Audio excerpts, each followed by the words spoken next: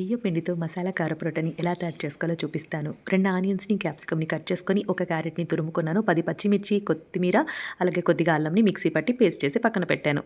1:30 cup బియ్యం పిండికి పావు కప్పు బొంబాయి రవ్వని, అలాగే 1:30 టీ స్పూన్ తెల్ల నువ్వుల్ని, కట్ చేసుకున్న వెజిటబుల్స్, గంట పాటు నానబెట్టుకున్నటువంటి శనగపప్పు 2 టేబుల్ స్పూన్లు, మిక్సీ పట్టుకున్న పేస్ట్, రుచికి సరిపడినంత ఉప్పు, 1 టేబుల్ స్పూన్ కాచిన నూనెను వేసి చక్కగా పిండినంతా కలిపేసుకొని, తగినంత వాటర్ వేసేసి పిండినంతా చాలా సాఫ్ట్‌గా తడిపేసుకున్నాను. ఇలా సాఫ్ట్‌గా ఉన్నటువంటి ఈ పిండి ముద్దను తీసుకొని, ఒక షీట్ పైన కొద్దిగా ఆయిల్ అప్లై చేసి చాలా పల్చగా రొట్టెను తట్టేసుకొని, ఇలా తట్టుకున్నటువంటి రొట్టెను వేడి పెనం పైన వేసి 2 వైపులా చక్కగా కాల్చుకున్నట్లయితే టేస్టీ రొట్టె తయారైపోతుంది.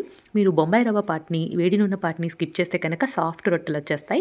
అదర్‌వైజ్ మీకు క్రిస్పీగా కావాలి అనుకుంటే మాత్రం బొంబాయి రవ్వ పార్ట్‌ని, ఆయిల్ పార్ట్‌ని అస్సలు మిస్ చేయకుండా యాడ్ చేయండి. రొట్టెలు చేశాక చాలా సేపటి వరకు క్రిస్పీగా ఉంటాయి. వీడియో నచ్చితే మీరు ట్రై చేసి ఎలా వచ్చిందో కింద కామెంట్ సెక్షన్‌లో తెలియజేయడం అస్సలు మర్చిపోకండి.